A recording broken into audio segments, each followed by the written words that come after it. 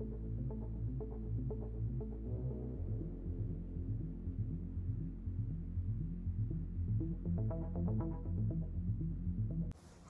so today we're going to be installing side marker blinkers and VLAND OLM headlights.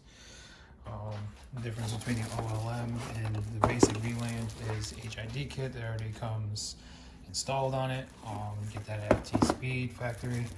If you do not get the OLM versions, you're going to have to change the H7 bulb, the H11 bulb to an H7 bulb.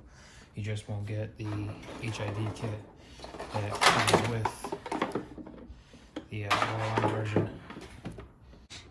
Alright, to get started, you have to take the front bumper off in order to get to the bracket where that's holding onto the headlight. To take the front bumper off, you have to take off screws here, here. There's normally a clip here. You have about 5 screws along this trim piece here, and then obviously the same thing over here with the screws and the clip. I don't have the clip on either one. You're also going to have to take off these 3 clips here. 1, 2, 3. And then you're also going to have to undo your side marker here. Alright, make sure too that you undo your skid plate down here at the bottom. And then once you have all of that done, you just take it from the corner here, pry open both sides here. You gotta undo this thing here.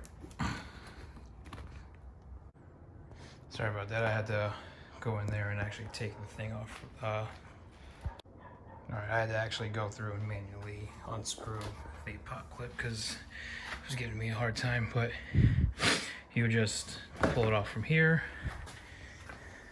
pull it off from that side, and then grab it kind of from the middle and kind of just start to slowly pull it off.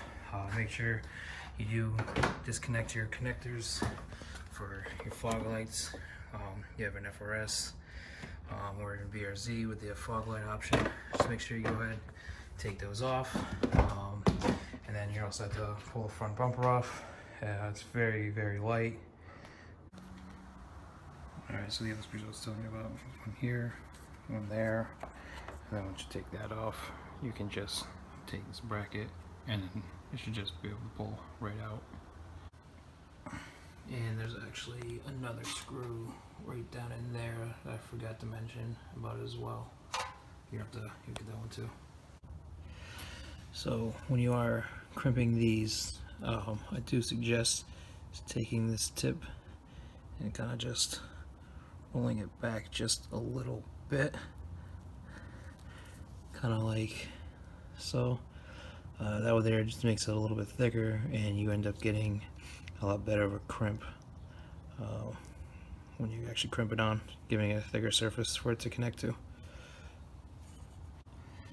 Alright, so one of the things I like to do though is when I am crimping it with the crimper, I do like to tug on the wire to make sure that it is fully snug on there. That way there the crimpers are still on there. If it starts to come loose, I can tighten it even more. Okay, so to get the daytime running lights and the blinkers working, you're gonna have to tap the yellow into the red, the black into the black, and the white into the green. And then you have to unplug the white thing here. You have to unplug this here from this connector, or the white one here. Get the daytime warning light working with the setup. You have to unplug this white cable here from this connector, and then connect the white connector into that connector you unplug that one from. If you do not do that, then your daytime running light will not work unless you don't plan on running your blinker. And one of the things I did over here was I also wrapped around electrical tape around the part where the connector, the male connector, connects into the wire. I don't really plan on driving this thing out in the rain. It's not really a daily driver, but it's always better safe than sorry to make sure that nothing gets inside there to interrupt any connection.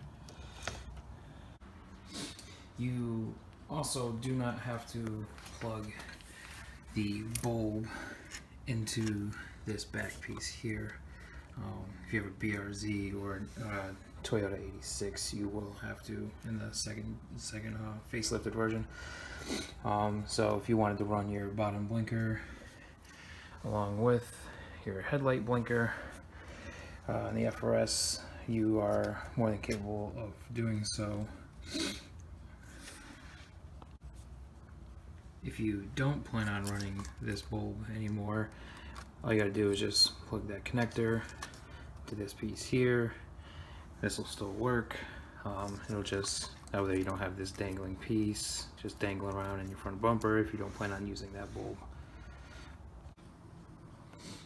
And as you can see, with daytime running light and blinker setup, it's gonna look a lot better than the standard FRS ones. Alright, so I got both sides done now. Definitely is more of a pain than what it kind of seems to be, just having to do with the wiring. One suggestion I definitely have is just make sure that if you're going to crimp into it, you can use the crimp to kind of get on there, spin around in circles, kind of start to cut the casing of the wire, and using a razor blade to tuck it back. Just go back and forth between both ends to get all of the casing off so you have a solid connection, because my taps just didn't want to fully cut through when I just clamped them on normally, so I had to push the wiring out of the way. As you can see, I did nick one of the wires on the blinker, which is why I was having issues. I had to use I had to cut the wire and reconnect it with with a small little red connector. That's why you just got to be careful making sure that you don't nick the wires, because if you do nick a wire, you're going to mess up your connection, and you're going to have to essentially do what I did there by cutting the wire and just reconnecting it on both ends. But now that that's done, both blinkers on both sides work, as well as the daytime running lights. Now it's time to get the HID kit installed in. This is literally the hardest part is done between having to do that. This literally, you just plug in all three of these wires to the opposing wire that goes into the HID box, and you just have to find a place to mount the box. It has a little screw hole mounting parts if you want to screw it to something, or you can do what I'm doing. I'm going to end up using double-sided tape and find somewhere inside of this engine bay to tape the HID boxes too. And then once that's done, I can start getting onto these side blinkers. Fun! Alright, so for this next bit, you're going to take off the side piece. Because the person before me had taken this off already so many times, and have to really worry about the tape, double-sided tape that's there, which you probably need like a fishing line to cut through it, and then just pop clips along the rest of the ways. You see that's the tape I'm talking about. You're gonna have to pull these off here, just like so, and put them onto the new, the back here, the piece of this here. You see it already comes with double-sided tape. I'm probably going to end up having to cut that off and do it anyways, because I plan on taking all this plastic tape off. That's just how I bought it, and I don't really want it. I want it, the car's black underneath, and I want to stay with the black. But because the fenders be coming off soon, I'm just not really going to deal with the double-sided tape when I install it.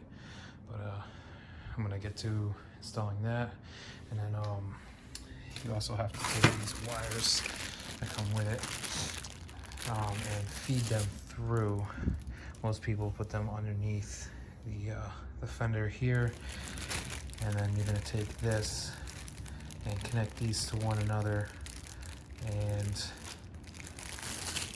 actually a whole lot easier than I thought.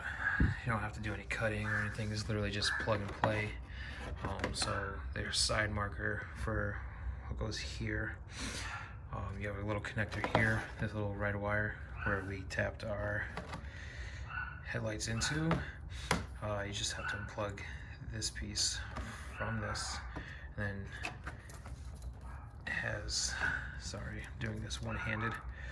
You're gonna have these two pieces here on this end. This end is gonna go into that piece we just dropped there. This is gonna go into that goes in there. Over there you can still have that side marker there, and still can continue to be connected to, obviously this is what we need connected if we want our headlights to work. And then this end here is going to be what plugs into the actual side varnish. I'm going to go ahead and get that done now and then show you the result. Alright, so side piece is on. The bad news is that you are going to have to do some fabrication to it. It doesn't want to clip in all the way. It just pretty much just comes right off. This thing here is probably in the way of this, and this wire is pressing up against this spot here.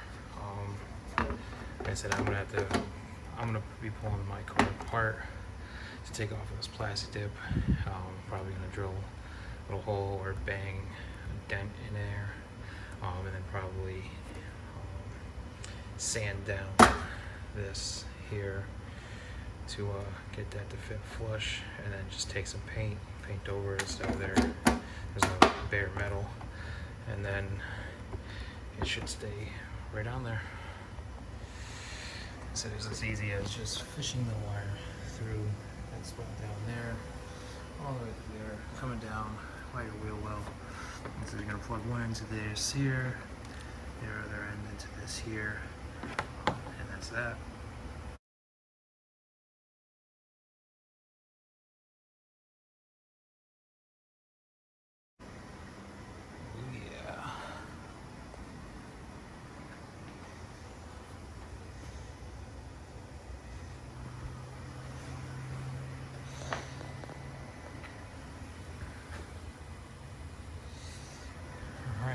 Set it, HID kit, we'll just plug in all three of those, just find something to put it, zip tie to something, screw it in, or double side tape, either way, your preference, however you want to go about doing it.